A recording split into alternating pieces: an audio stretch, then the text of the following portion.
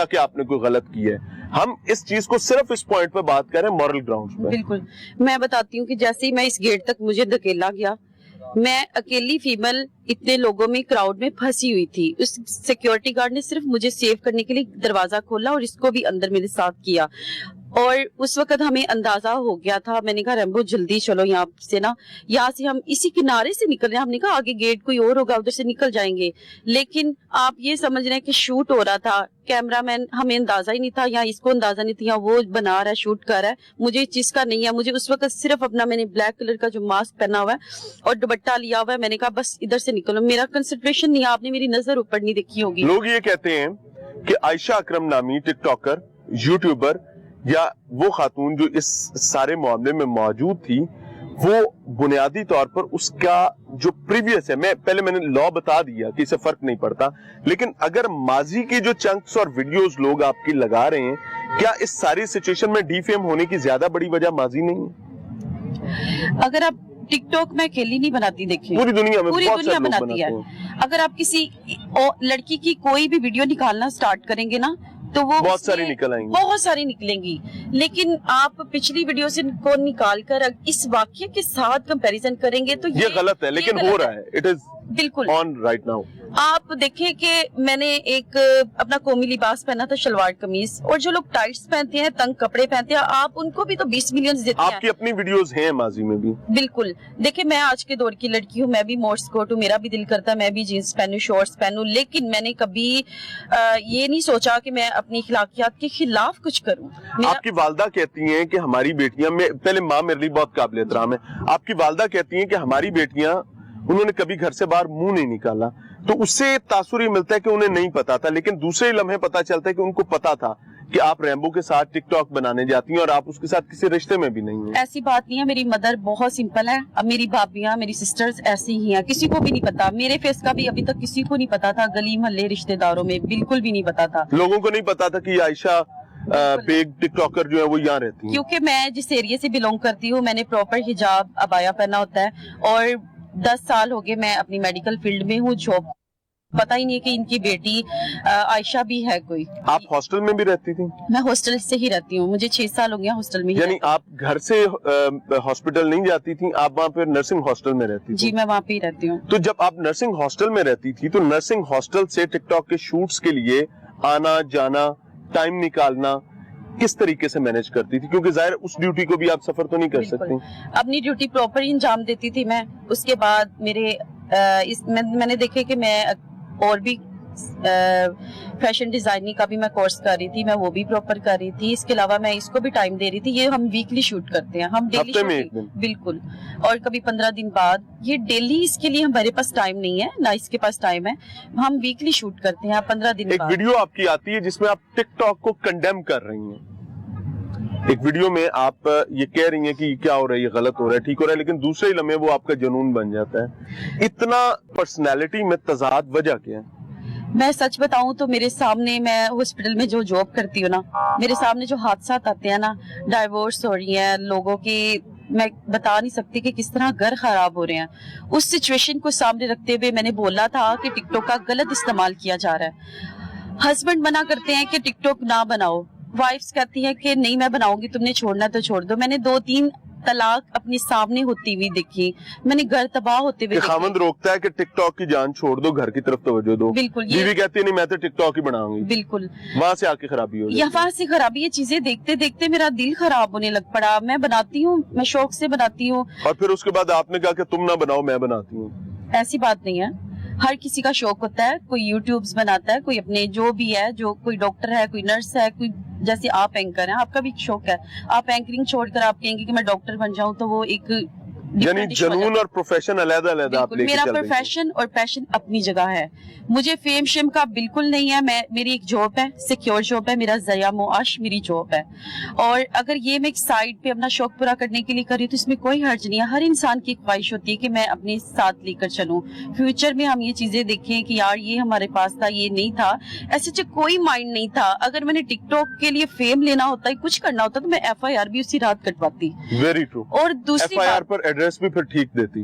میرا گھر کا پراپر ایڈریس ہے, میرے آئی ڈی کارڈ کو. پولیس کہہ رہی ہے کہ FIR پر ایڈریس غلط ہے, وہ بابا جی اور بابی جی جو ہیں وہ वीडियोस बना रहे हैं, वो कहते हैं कि साढ़े घर का एड्रेस देता सी जानते ही नहीं है कि हम लोग ख्वार हो रहे हैं। आई डोंट नो, मेरे आईडी कार्ड को आप दिखा सकते हैं, देख सकते हैं, ऐसे कुछ बात है, मैंने ये सुनी है पिछले आपके आईडी कार्ड पर आपका एड्रेस गलत लिखा हुआ है क्या? नो, बिल्कुल सेम तो वही। फिर वही एड्रेस आपने एफआईआर पर लिखवाया? जी बिल्कुल सेम वही तो है। ये शोशा फिर कहाँ से छूट गया कि एफआईआर पर एड्रेस भी गलत लिखवाया? और ये मैं इस चीज का क्या जवाब दूं? मेरा आईडी कार्ड चेक करें, जो मेरा आईडी कार्ड आपका एड्रेस जो है सेम वही है, सेम चले, वही है। अगर ये बात गलत हो तो आप इसको डिनाई कर रही हैं? बिल्कुल।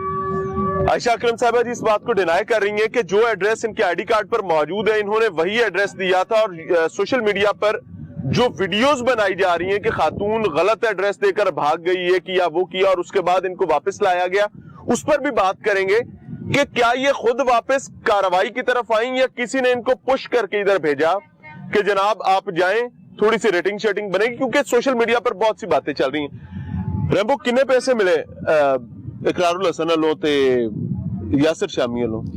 नहीं, ਉਹਨਾਂ ਨੂੰ ਪੈਸੇ ਨਹੀਂ, ਸਾਨੂੰ ਰਾਤੀ 12 ਵਜੇ ਤੋਂ ਬਾਅਦ ਕਾਲ ਆਈ ਸੀ। किसकी शामी दी और इकरार हसन दी मैडम कोई आई थी। कॉल किसकी आई थी?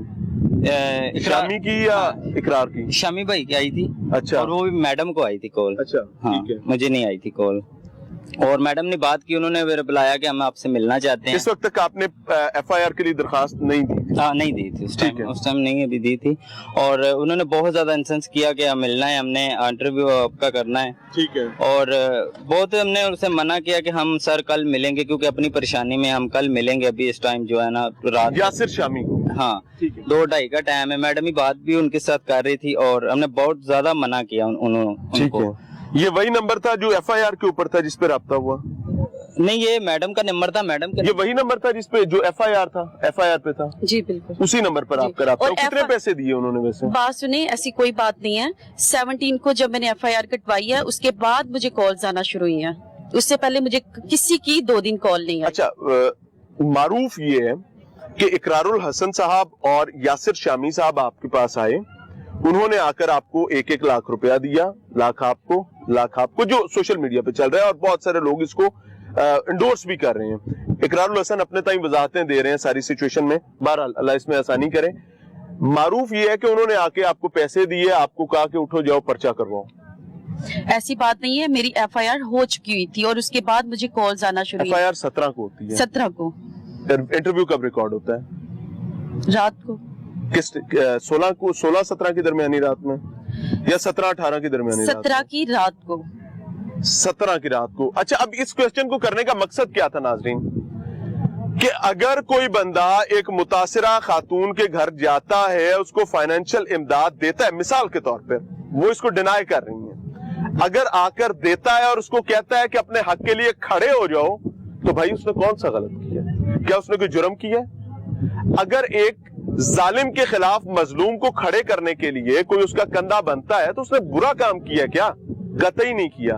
तो इस वजह से ये चीजें भी अपने ज़हन से कुरेद के निकाल दे। मैं आपके तमाम सवालात रख रहा हूं, लेकिन उसके साथ साथ ये भी बता रहा हूं कि उसकी कानूनी हैसियत, उसकी कानूनी औकात क्या है जो बातें आप कर रहे हैं, सिर्फ अपना मंजन बेचने के लिए। और मंजन बेचने से भी ज्यादा एक खातून को, बल्कि इस पूरे तबके को आप जलीलो ख्वार करने के लिए निकले हुए। अच्छा रैम्बो, समझना ये चाहूंगा कि जिस टाइम आपकी एफआईआर होगी, एफआईआर का मतन किसने लिखा था?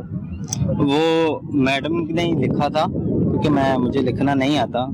मैडम ने लिखा, किसी लॉयर ने लिखा, या इकरारुल हसन ने लिखा, या शामी ने लिखा? किसने लिखा? मैं उस टाइम पास नहीं था, मैं घर था, तो मुझे कॉल आई इनकी, किस तरह से ना हमें वो बुलाया था। यानी आयशा साहब पूरे मामले को लीड कर रही हैं, जो आयशा कहती हैं उसके मुताबिक आप चलते हैं? नहीं, ऐसी बात नहीं है। मैं दरअसल घर था, उन्होंने मुझे कॉल की थी कि ये मामला तो हो गया। मैं उसी टाइम घर से वापस आ गया, और मेरे जब ये थाने में थी, और एफआईआर वगैरह जो करवाई इन्होंने, फिर वो करवाई थी वहाँ पे। ये नहीं मुझे पता लिखने वाला कौन सा इंसान था। मैं शाम मेडिकल क्यों नहीं करवाया बर वक्त?